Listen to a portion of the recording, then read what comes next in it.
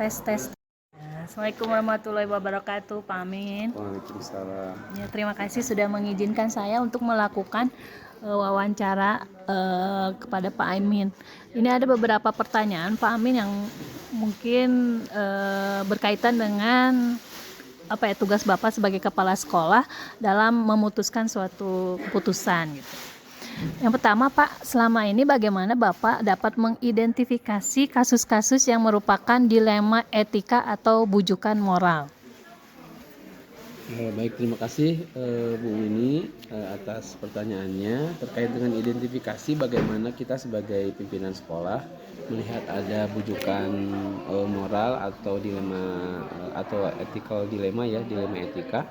Itu sebetulnya tergambar dari aktivitas harian yang muncul dalam keseharian di sekolah dan biasanya munculnya itu ketika kita mendiskusikan beberapa hal yang dianggap penting gitu, dan akhirnya biasanya muncul ada yang, kalau bujukan moral itu sudah pasti sangat jelas ya, tapi biasanya yang agak sedikit membutuhkan energi dan juga solusi yang tepat itu ketika kita menemukan dilema etika. Nah biasanya mah di 5 etika itu kita bisa lihat dari tadi ya, dari rapat-rapat yang kita adakan, kemudian muncul ada beberapa kasus yang mungkin orang yang bersangkutannya tidak terlalu mengetahui bahwa itu bagian daripada dilema etika, tapi kita sebagai unsur pimpinan karena kita mengetahui mungkin kondisi keseluruhan di sekolah kita, sehingga kita mengetahui oh ini ada dilema etika yang terjadi gitu.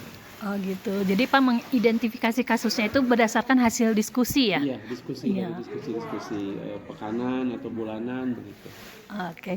Terus bagaimana Bapak menjalankan pengambilan keputusan di sekolah Bapak, terutama untuk kasus-kasus di mana ada dua kepentingan yang sama-sama benar atau sama-sama mengandung nilai kebajikan? Biasanya proses pengambilan keputusannya tentu saja karena kita adalah sebuah institusi pendidikan yang di sana ada banyak pihak yang terlibat, kita pasti akan mendiskusikan hal-hal tersebut dengan pihak-pihak yang terlibat, dan kemudian dari masukan-masukan pihak yang terlibat itu yang terlibat di sekolah, maksudnya di sini juga adalah stakeholder, maka kita bisa memutuskan dengan lebih bijaksana mungkin ya, dengan lebih matang, sehingga keputusan yang diambil itu tidak menjadi keputusan yang blunder buat kita sendiri sebagai pimpinan sekolah. Gitu. Jadi untuk Nah untuk mengambil keputusan itu Pak, langkah-langkah atau prosedur apa yang biasa Bapak lakukan Pak selama ini? Ya biasanya sebetulnya kita punya prosedur tersendiri ya untuk kita bisa melihat satu kasus dilema etika ini. Yang pertama jelas mungkin kita harus melihat ini kasus permasalahannya seperti apa gitu. Apa yang bertentangan dari kasus tersebut. Misalkan apakah kepentingan individu dengan kelompok atau apakah hal yang bertentangannya itu antara hal-hal yang bersifat jangka pendek atau jangka panjang. Kemudian apakah itu berkaitan dengan penerapan aturan secara keseluruhan di sekolah, itu nanti kita akan identifikasi ya. Kemudian setelah itu kita harus punya prinsip dalam mengambil keputusan itu. Prinsipnya apa yang kita ambil? Misalkan prinsipnya itu adalah aturan sekolah yang harus dijalankan atau persepsi masyarakat terhadap sekolah kita begitu. Itu yang harus kita perhatikan.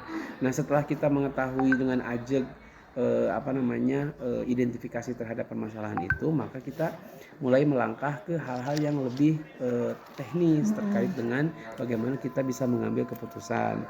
Contoh misalkan kita harus menimbang-nimbang nilai-nilai apa sebetulnya yang terkandung di dalam dilema etika itu. Ya, terus kemudian juga kira-kira biasanya ya kalau misalkan ada dilema etika, kita menentukan siapa yang terlibat. Ya misalkan kalau kasusnya itu di tingkat guru, maka yang terlibat adalah unsur kepala sekolah, terus kemudian ada wakase kurikulum, ada juga wakase kesiswaan. Nah dibantu dengan beberapa guru senior begitu. Jadi prosesnya adalah kita menentukan siapa yang terlibat di dalam pemenuhan terhadap keputusan akhir. Kemudian juga kita harus terus mencari fakta yang relevan dengan apa yang terjadi. Nah setelah itu juga kita harus melakukan pengujian, Miss Winnie ya, pengujian terhadap kira-kira apa yang menjadi keputusan kita itu bertentangan tidak dengan aspek-aspek yang mungkin suatu hari akan mempertanyakan kebijakan itu. Contoh misalkan kita harus melihat apakah keputusan kita itu bertentangan dengan hukum atau tidak, bertentangan tidak dengan kode etik kita sebagai seorang guru. Kemudian apakah kita juga sebagai pimpinan itu akan menjerumuskan institusi tidak ketika kebijakan itu diambil, begitu. Itu yang dilakukan. Kemudian selanjutnya adalah kita harus mencari alternatif lain solusinya. Dan terakhir setelah kita menjalankan proses itu, kita mengambil keputusan. Nah, sehingga dengan proses itu kita tidak akan salah mengambil keputusan karena sudah melalui prosedur yang terjadi. Jadi kalau bisa saya simpulkan dari untuk mengambil keputusan atau prosedurnya itu adalah pertama menentukan prinsip dulu ya Pak ya. Mengidentifikasi masalahnya, mengidentifikasi kasusnya, baru setelah itu kita tentukan ini sebetulnya mana yang akan kita ambil, apakah kepentingan sekolah atau kepentingan nanti endingnya mau seperti apa gitu. Jadi itu yang dilakukan. Oke. Juga dalam prosedurnya juga melibatkan siapa orang yang akan terlibat dalam memutuskan keputusan, kemudian relevansi, pengujian, kemudian alternatif solusi, baru memutuskan keputusan yang terbaik ya untuk permasalahan yang dihadapi. Kemudian hal-hal apa saja yang selama ini Bapak anggap efektif dalam pengambilan keputusan pada kasus-kasus dilema etika, Pak? Kalau yang saya rasakan, Bu, ini ketika menjadi seorang pimpinan sekolah, sangat sering kita menemukan dilema etika. Tapi yang terpenting dari proses pencarian solusi akan dilema etika itu adalah komunikasi yang maksimal.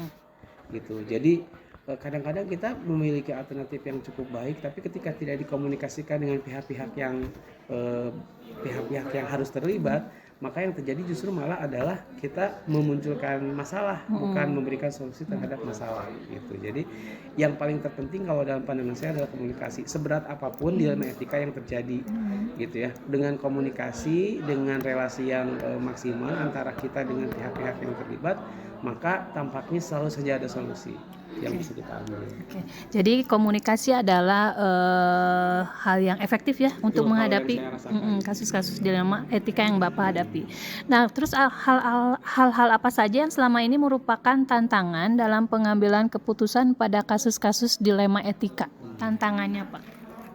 Tantangannya sebetulnya yang saya rasakan adalah tadi endingnya bagaimana kita bisa mengambil sebuah kebijakan yang win-win solution.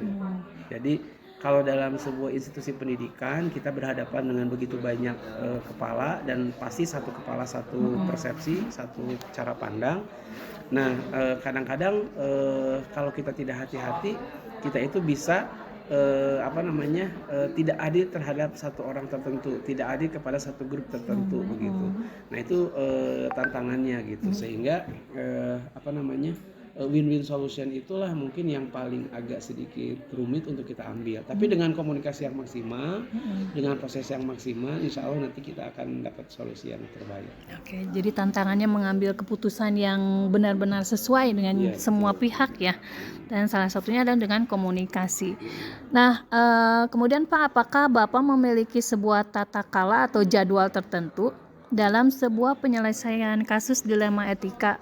Terus apakah Bapak langsung menyelesaikan di tempat atau memiliki jadwal untuk menyelesaikannya? Bentuk atau prosedur seperti apa yang Bapak jalankan? Tergantung dilema etikanya yang muncul sebetulnya ya, Miss Weni. Kalau misalkan dilema etikanya itu muncul di tengah-tengah ketika kita melakukan koordinasi pekanan atau koordinasi bulanan, maka kita bisa membuat perencanaan untuk kapan kita akan menyelesaikan dilema etika tersebut. Karena kecenderungannya itu penting, tapi kadang tidak mendesak, begitu. Jadi akhirnya kita kalau misalkan dilema etikanya itu diketahui pekan ini, maka kita bisa menakar, dilema etika ini akan selesai kira-kira bagusnya sebelum apa gitu. Nah, kita rencanakan prosesnya, kita rencanakan juga gitu. Bila perlu komunikasi dengan pihak tertentu kita tentukan juga. Nah, tapi ketika dilema etikanya itu dianggap oleh kita penting dan mendesak, maka lebih cepat lebih baik untuk diberikan solusi gitu. Nah, dengan cara seperti itu maka kita bisa mengatur ritme kita dalam proses pekerjaan. Jadi tergantung dari urgensinya ya Pak ya. Iya. Kalau misalnya urgent mungkin harus langsung diputuskan. Sebenarnya bukan urgensinya, tapi pentingnya, mendesaknya. Mendesaknya. Kan ada penting, ada mendesak. Hmm. Kalau penting itu tidak semuanya bisa jadi mendesak, gitu. Tapi kalau yang mendesak pasti penting. Oke. Jadi ada dua takaran. Kalau itu penting dan mendesak, maka itu harus didahulukan. Tapi kalau itu penting tapi tidak mendesak, nah kita bisa buat penjadwalan. Oke, ya. Jadi ada tergantung ya. Oke. Nah, Bapak kemudian apakah ada seseorang atau faktor-faktor apa yang selama ini mempermudah atau membantu Bapak dalam mengambil keputusan dalam kasus-kasus dilema etika? Kalau yang saya rasakan, kekuatan kita itu ada di super team. Jadi we are not Superman, tapi we are super team. Jadi semua permasalahan yang pernah saya hadapi, misalnya ketika jadi seorang pimpinan, itu bisa selesai ketika kita solid sebagai unsur pimpinan. Unsur pimpinan di situ siapa? Kita sebagai kepala sekolah, dibantu oleh para wakasek, dibantu oleh koordinator psikolog, kemudian dibantu oleh para wali kelas. Nah, ketika kita solid, maka masalah apapun yang saya rasakan, seberat apapun masalahnya, itu bisa ada solusinya.